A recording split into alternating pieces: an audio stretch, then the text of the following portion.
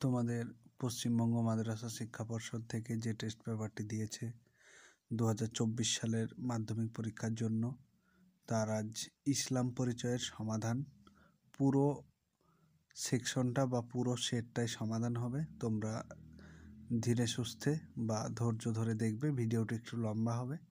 তোমরা দেখো যে পৃষ্ঠা নম্বর 425। প্রথম প্রশ্ন হচ্ছে, এই যে আয়াতটা দিয়েছে, এই আয়াতটি সংগৃহীত হয়েছে কোথা থেকে? সূরা আন-নাস থেকে। মক্কা বিজয়ের উল্লেখ আছে কোন সূরাতে? সূরা আন-নাসরে। পরের প্রশ্ন, জারওয়ান হলো একটি কিসের নাম? কুয়োর নাম। পরের প্রশ্ন, সূরা নাসে বলে কাকে বোঝানো হয়েছে? এটা হচ্ছে আল্লাহকে। পরেরটি দেখো, এর অর্থ হচ্ছে কি? এর অর্থ হচ্ছে তোমার মুসাফির হবে, মুসাফির। পরবর্তী, আল্লাহর নিকট অধিক মর্যাদাশীল ব্যক্তিকে। দেখো এখানে হচ্ছে বিভিন্ন ধরনের উত্তর হতে পারে, যে আল্লাহর কাছে মর্যাদাশীল ব্যক্তি তিনি যিনি কোরআন শিক্ষা যে কোরআন শেখে এবং যে কোরআন শিক্ষাদান করে। আবার উত্তরটি এটিও হতে পারে যে আল্লাহর কাছে মুমিন ব্যক্তি সবচাইতে মর্যাদাশীল ব্যক্তি, যে কোনো একটা দিয়ে দেবে। পরের প্রশ্ন, কোন কোন বস্তু দ্বারা হুজুরকে জাদু করা হয়েছিল? একটা হচ্ছে কেস মোবারক ও চিরুনির টুকরো। নিচের আয়াতটির অনুবাদ করো। এই যে আয়াতটি দিয়েছে, এর শুধু অনুবাদ করতে হবে। দেখো এর অনুবাদটি হলো যে যখন আল্লাহর সাহায্য এবং বিজয় আসবে, শুধু এইটুকু। পরবর্তীতে নিম্নলিখিত আয়াতটির অর্থ লেখো। এখানে কোন কাজ করতে নিষেধ করা হয়েছে? নিষেধাজ্ঞার কারণ কি?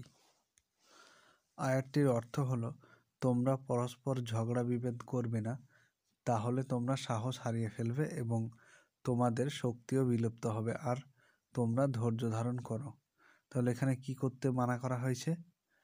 ঝগড়া বিবাদ করতে মানা বা বারণ করা হয়েছে। যদি এটা করা হয় তাহলে কি হবে না, শক্তিও বিলুপ্ত হবে আমাদের মধ্যে। পরবর্তী কি না, নিচের আয়াতটির ব্যাখ্যা করো। এই যে আয়াতটি দিয়েছে, এই আয়াতটির ব্যাখ্যা লিখতে হবে। আয়াতটির ব্যাখ্যা হলো এটাই যে মহান দাতা আল্লাহ তাআলা তার বান্দাদের জন্য দান করেছেন অজস্র নেয়ামত, এখান থেকে শুরু করে এই যে নিজেদেরকে প্রতিপন্ন করব না, এইটুকু লিখে দিতে হবে। পরের প্রশ্ন, নিচের বর্ণিত সূরাটি অনুবাদ করো। তাহলে এই যে আয়াতগুলো দিয়েছে, এই আয়াতগুলো বাংলায় অনুবাদ করতে হবে। দেখো এটা হচ্ছে সূরা আল আসরের আয়াতগুলো দিয়েছে, এগুলো অনুবাদ করতে হবে। প্রথমটা দেখো যে সময়ের শপথ, দ্বিতীয়টা হচ্ছে মানুষ অবশ্যই ক্ষতিগ্রস্ত, তৃতীয় আয়াতটি হচ্ছে কিন্তু তারা নয় যারা বিশ্বাস স্থাপন করে ও সৎকর্ম করে। পরবর্তী আয়াতটি দেখো, এবং পরস্পরকে সত্যের উপদেশ দেয় ও ধৈর্যের উপদেশ দেয়, শুধু এইটুকু লিখে দেবে। এরপরে এই যে আয়াতটি দেওয়া আছে, এই আয়াতটির অনুবাদ সহ ব্যাখ্যা করতে হবে। দেখো এটার অনুবাদটি হচ্ছে এটি, যে যখন আল্লাহর সাহায্য এবং বিজয় আসবে, শুধু এইটুকু। আর ব্যাখ্যাটা আমি দেখাচ্ছি। ব্যাখ্যাটি হলো এটি যে সূরা নাসরে আল্লাহ পাক নবী সাল্লাল্লাহু আলাইহি ওয়াসাল্লামকে জানিয়ে দিয়েছিলেন যে আরব দেশে ইসলামের বিজয় যখন সম্পূর্ণতা লাভ করবে এবং মানুষ ইসলাম ধর্মে দলে দলে প্রবেশ করতে শুরু করবে, তখন স্পষ্টভাবে বোঝা যাবে যে যে কারণে বা উদ্দেশ্যে নবী সাল্লাল্লাহু আলাইহি ওয়াসাল্লামকে দুনিয়ায় পাঠানো হয়েছিল, এখান থেকে শুরু করে তিনি যেন মার্জনা করেন পর্যন্ত পুরোটা লিখে দেবে। এরপর দেখো তোমাকে যে কোনো একটি সূরার শানে নুজুল অথবা ব্যাখ্যা করতে হবে, অথবা হবে এখানে, অথবা ব্যাখ্যা করতে হবে। প্রথমটি দিয়েছে সূরা আন-নাস এবং দ্বিতীয়টি দিয়েছে আল আসর। খুব ইম্পর্টেন্ট দুটো, খুব ইম্পর্টেন্ট, তোমরা মুখস্থ করে রাখবে এই দুটো। আমি দেখিয়ে দিচ্ছি। দেখো এটা হচ্ছে সূরা আন-নাসের ব্যাখ্যা, যে মানুষের প্রকাশ্য শত্রু শয়তান, এখান থেকে শুরু করে আমি ব্যাখ্যাটা, এই যে কুমন্ত্রণা দিতে থাকে এই পর্যন্ত ব্যাখ্যাটা আছে, তোমরা একটু শর্ট করে লিখে নেবে। আর শানে নুজুল হচ্ছে এইটুকু, যেটুকু আছে এটা হচ্ছে শানে নুজুল, যে হযরত মুহাম্মদ সাল্লাল্লাহু আলাইহি সাল্লামের শেষ জীবন পর্যন্ত শুরু করে এই অবতীর্ণ করেন পর্যন্ত পুরোটাই তোমরা লিখে দেবে। এরপর তোমরা সূরা আল আসরটি দেখো, এইটি হচ্ছে সূরা আল আসরের ব্যাখ্যা, এখান থেকে শুরু করে তোমরা পুরোটা লিখে দেবে, বা এখান থেকেও লিখতে পারো, যেটা ইচ্ছা। এরপর শানে নুজুলটা দেখো, এইটা হচ্ছে শানে নুজুল, হযরত আবু বকর রাদিয়াল্লাহু তাআলা আনহু থেকে শুরু করে এখান থেকে এই সূরা অবতীর্ণ হয় এই পর্যন্ত পুরোটাই কি না শানে নুজুল, সূরা আল আসরের, তোমরা লিখে নিও। পরবর্তী প্রশ্ন হাদিস থেকে, শরীয়তের পরিভাষায় মহানবী সাল্লাল্লাহু আলাইহি সাল্লামের বাণী, কর্ম ও তার মৌন সম্মতিকে কি বলা হয়? হাদিস। বর্ণনা পরম্পরার দিক থেকে হাদিস কত ভাগে বিভক্ত? 3 ভাগে। সনদ কাকে বলে এটি দেখো, সনদ হলো যিনি কোনো একটি হাদিস বর্ণনা করেন তাকে আরবি ভাষায় রাবি বলে, হাদিসের বর্ণনা পরম্পরাকে সনদ বলে। তাহলে সনদ কাকে বলে না হাদিসের বর্ণনা পরম্পরাকে সনদ বলে। পরের প্রশ্ন দেখো, হাদিসে কুদসি কাকে বলে? হাদিসে কুদসি হলো যে এক ধরনের হাদিস আছে যাকে হাদিসে কুদসি বলে, মানে কি ছাড়াও না মাকতু ছাড়াও এক ধরনের হাদিস আছে তাকে হাদিসে কুদসি বলে, এইটুকু লিখে দেবে। আর একটাও আছে, এটা না লিখে এইটুকু লিখে দেবে, আরও ভালো হবে, যে হাদিসের মূল ভাবটি স্বয়ং আল্লাহ তাআলার এবং রাসূল সাল্লাল্লাহু আলাইহি সাল্লামের নিজের ভাষায় তা উম্মতকে পরিবেশন করেছেন, তাই হাদিসে কুদসি নামে পরিচিত। পরের প্রশ্ন, মাওকুফ হাদিস কাকে বলে?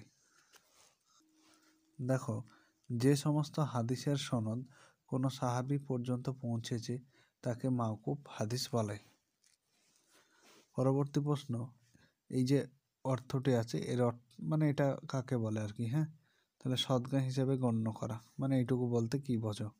এটা বলতে সদকা হিসেবে গণ্য করা বুঝি।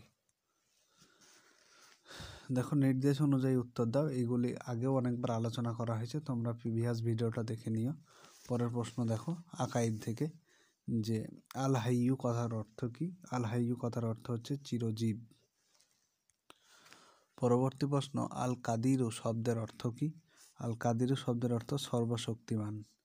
তারপর হচ্ছে এই যে শব্দটা আছে এর শব্দের অর্থ এখানে একটাও দেয়নি, এখানে উত্তরটা হবে সর্বজ্ঞ। পরের প্রশ্ন, এই শব্দটির অর্থ কি না ধর্মীয় বিশ্বাসসমূহ। তাকলিক একটি আল্লাহ তাআলার কোন জাতীয় সিফাত? সিফাতে ফেলিয়া। আল্লাহ তাআলার সিফাতে ফেলিয়া বলতে কি বোঝায়? যে সিফাতগুলি কাজের সঙ্গে সম্পর্কযুক্ত। তাজরিক শব্দের অর্থ কি? জীবিকা দান করা। উদাহরণসহ সিফাতে জাতিয়ার সংজ্ঞা দাও। সিফাতে জাতিয়া বলতে আল্লাহর গুণাবলীর মধ্যে কিছু গুণাবলী বা সিফাত আছে যা তার জাতের সঙ্গে সম্পর্কযুক্ত, সেই সমস্ত সিফাতগুলিকে সিফাতে জাতিয়া বলে। উদাহরণ যদি দেওয়া হয় তাহলে লিখে দেবে আল কাদিমু অথবা আল কাদিরু, এইগুলো। পরের প্রশ্ন, আল সামিয়ুর অর্থ সহ ব্যাখ্যা করতে হবে। দেখো এটা হচ্ছে আল সামিয়ুর ব্যাখ্যা, যে আল সামিউ শব্দের অর্থ হলো সর্বশ্রোতা। আল্লাহ তাআলার অবিনশ্বর গুণের মধ্যে একটি অন্যতম গুণ, তিনি সৃষ্টি জগতের ছোট বড় নিম্ন গতিশীল ও উচ্চ গতিশীল সর্বপ্রকারের আওয়াজ শোনেন, এমনকি তিনি গভীর পাতলা একটি ছোট্ট পিঁপড়ের চলাফেরা করার শব্দও সমানভাবে শোনেন। পরবর্তী প্রশ্ন হচ্ছে যে আল মুতাকাল্লিম, আল মুতাকাল্লিম শব্দের পারিভাষিক অর্থ লিখতে হবে। এটি দেখো, আল মুতাকাল্লিম শব্দটির অর্থ বাক্যালাপকারী, এখান থেকে পুরো এইটুকু লিখে দেবে তোমরা প্রথম থেকে ধরে। পরবর্তী প্রশ্ন, 5 ওয়াক্ত নামাজ ফরজ নামাজের রাকাতের সংখ্যা কত? পুরোটা 17। আল্লাহ পাকের সিফাতে জাতিয়ার একটি উদাহরণ, এটা তো কোনো উদাহরণ নেই, প্রশ্নটি দিতে ভুল করেছে। নামাজের প্রতি রাকাতে 2টি সিজদা করা কি ওয়াজিব? পরবর্তী প্রশ্ন, 2 ঈদের নামাজে দোয়া ও সানা পাঠ করা কি? এটি হচ্ছে সুন্নাত। পরে দেখো, কোন মাসের কোন তারিখের ঈদুল আজহা পালিত হয়? জিলহজ মাসের 10 তারিখে। পরবর্তী প্রশ্ন দেখো, ঈদের নামাজ কোন সময় পড়তে হয়? এটি হচ্ছে প্রাতঃকাল থেকে দ্বিপ্রহরের পূর্ব পর্যন্ত এই নামাজ পড়া যায়। পরবর্তী হচ্ছে, ওয়াজিব নামাজ কাজা হলে তা আদায়ের হুকুম কি? সেটা আদায় করাটাই ওয়াজিব। মুক্তাদির কারা? মুক্তাদির যারা ইমাম সাহেবের পিছনে নামাজ আদায় করে। ঈদের নামাজে অতিরিক্ত তাকবীর কয়টি? 6টি। সাহু শব্দের অর্থ কি? ভুল। অনধিক 3টি বাক্যে উত্তর দিতে হবে। আইয়ামে তাশরিক কাকে বলা হয়? এগুলো অনেকবার দেখিয়েছি, খুব ইম্পর্টেন্ট, তাই আবারও দেখাচ্ছি যে জিলহজ মাসের 9 তারিখের ফজরের ওয়াক্ত থেকে আরম্ভ করে 13 তারিখের আসরের ওয়াক্ত পর্যন্ত সময়কে আইয়ামে তাশরিক বলা হয়। শুধু এইটুকু। পরের প্রশ্ন, সাহু সিজদা আদায়ের পদ্ধতি কি? সাহু সিজদা আদায়ের পদ্ধতি হচ্ছে যে শেষ বৈঠকে তাশাহাদুদ সমাপ্ত করে ডান দিকে একবার সালাম ফিরিয়ে বাম দিকে সালাম ফেরানোর আগে আল্লাহু আকবার বলে যে 2টি সিজদা করা হয় তাকে সাহু সিজদা বলে। এইভাবে নামাজটি সম্পন্ন করতে হয়। পরবর্তী প্রশ্ন, নামাজ শুদ্ধ হওয়ার শর্ত কয়টা ও কী কী? এর আগে অনেকবার বলেছি, প্রশ্নটা খুবই গুরুত্বপূর্ণ, যে নামাজ শুদ্ধ হওয়ার শর্ত হলো 7টি। প্রথমত, নামাজের শরীর পবিত্র হওয়া, কাপড় পবিত্র হওয়া, স্থান পবিত্র হওয়া। একটা হচ্ছে 17 ঢাকা, তারপর হচ্ছে ক্যাবলামুখী হওয়া, নামাজের সময় হওয়া, আর নিয়াত করা। পরবর্তী প্রশ্ন, তাকবীরে তাহরিমা কি? তাকবীরে তাহরিমা হচ্ছে নামাজে দাঁড়িয়ে নিয়াত করার পর 2 কান বরাবর হাত উঠিয়ে আল্লাহু আকবার বলে তাকবীরে তাহরিমা বাঁধতে হয়। পরবর্তী প্রশ্ন, লেফা কি? এটি কোথায় ব্যবহার করা হয়? এই দেখো, লেফা হচ্ছে পুরুষের জন্য যে কাফন দেওয়া হয় 3টে, সেই কাফনের মধ্যে একটি হলো লেফা।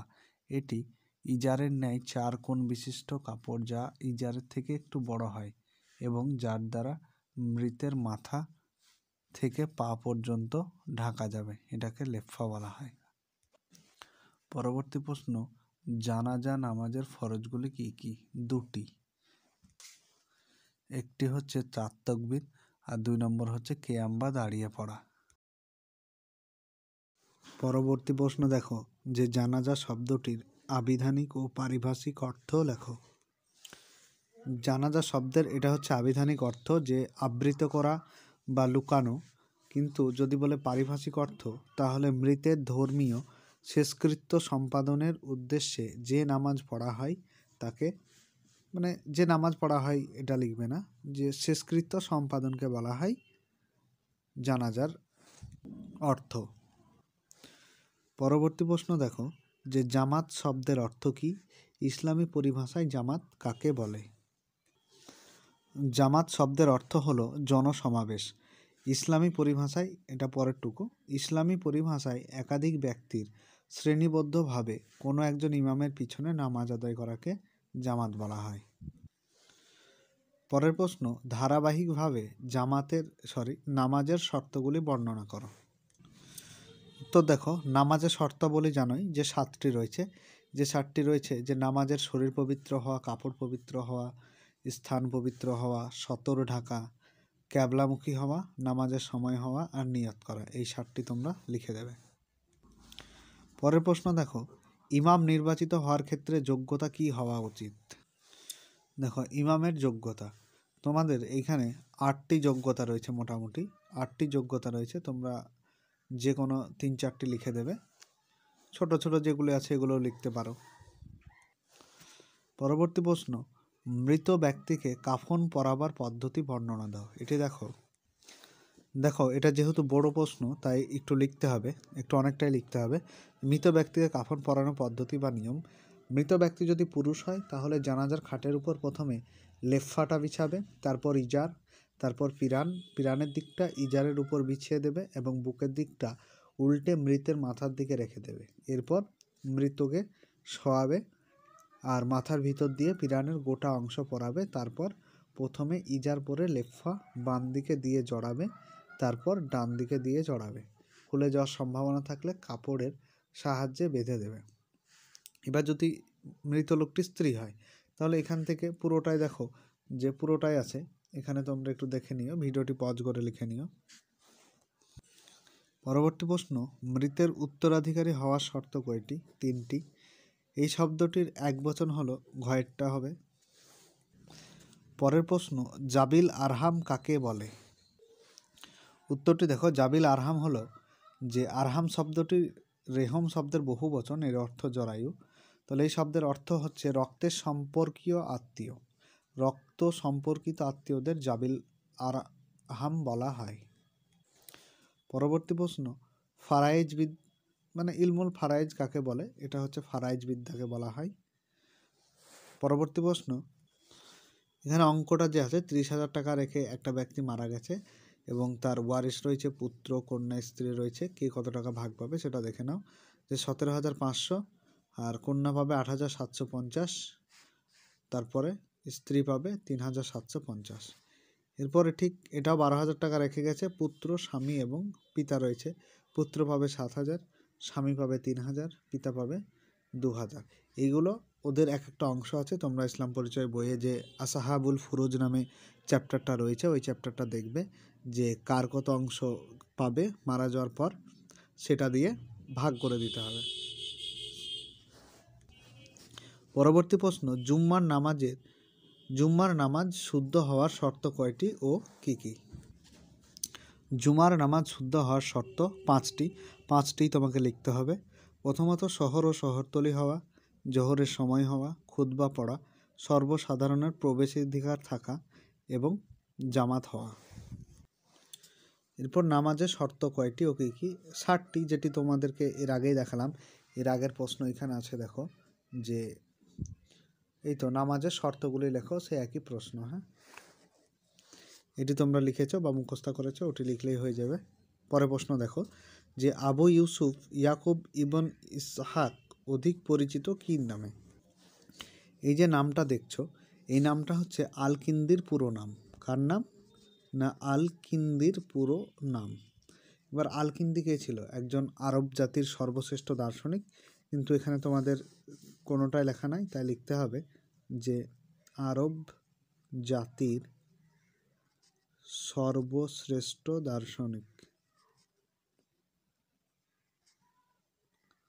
পরবর্তী প্রশ্ন দেখো যে আবু ইউসুফ ইয়াকুব ইবন ইসহাক অধিক পরিচিত কি নামে? এটা আল কিন্দি নামে, যেটা এখানে তোমাদেরকে বলে দিলাম। পরের প্রশ্ন, কত সালে কুদরতি খোদা জন্মগ্রহণ করেন? 1900 সালে। ল্যাটিন ইউরোপে আল হাজের নামে পরিচিত কে ছিল? ইবনে আল হাইথাম নামে। পরবর্তী প্রশ্ন দেখো, আলী ইবন ঈসা কে ছিলেন? একজন চিকিৎসা বিজ্ঞানী ছিলেন। পরবর্তী প্রশ্ন, কিতাবুল মানাজির পুস্তকটি কে রচনা করেন? এটাও ইবনে আল হাইথাম। পুস্তকটির বিষয়বস্তু কি? এটা তোমাদেরকে দেখিয়ে দিচ্ছি, দেখো এখানে আছে। বিষয়বস্তুটা হচ্ছে আলোক বিজ্ঞান নিয়ে। তোমরা শুধু একটুকুই লিখে দেবে যে আলোক বিজ্ঞান নিয়ে এই বিষয়বস্তু।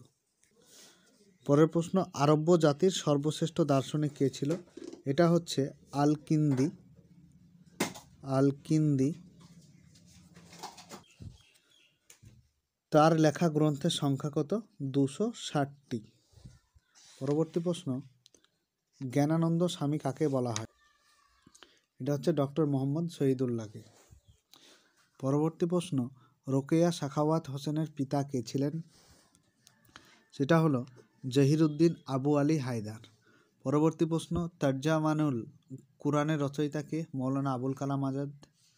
কদম মোবারক এতিমখানা, এটা মৌলানা মনিরুজ্জামান। সাখাওয়াত হোসেন কত সালে মারা যায়? 1932 সালে। ভিডিওটি ভালো লেগে থাকলে বন্ধুদের সাথে শেয়ার এবং সাবস্ক্রাইব করো পরবর্তী ভিডিওর জন্য, এবং বেল আইকনটি অন করে রাখো যাতে ভিডিও দিলে প্রথমেই তোমাদের নোটিফিকেশন চলে যায়।